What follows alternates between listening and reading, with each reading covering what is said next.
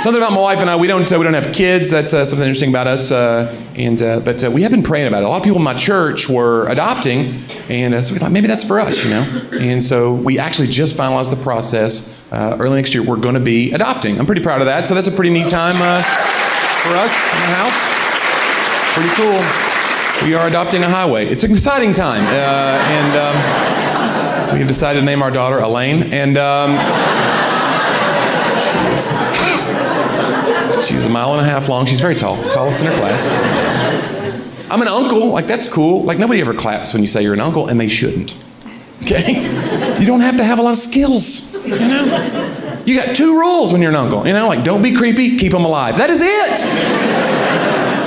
And my little 5-year-old nephew, Josh, he's over at the house sometimes. We're watching him. He's fun. He's mischievous. He's always into stuff, just like I was when I was a kid. I don't know if anybody has a little toddler, a little 5-year-old like that. It's mischievous. Here's how you can tell if you have a mischievous child like Josh. If your child smiles and it causes people around you to be like, oh my gosh, that's adorable. But when you see that same smile, you're like, oh no. He has put the cat in the dryer again. And that's Josh, man. He's always getting into stuff. The other day, he's in the yard playing with the neighbor kids. I'm watching him, like a good uncle from the second story window and having some ZQL. I look down.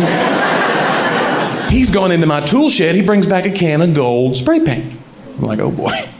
But it's got the child-safe lid on it. I'm fine, Till one of his friends goes into his dad's tool shed, brings back a hammer. I'm like, here we go.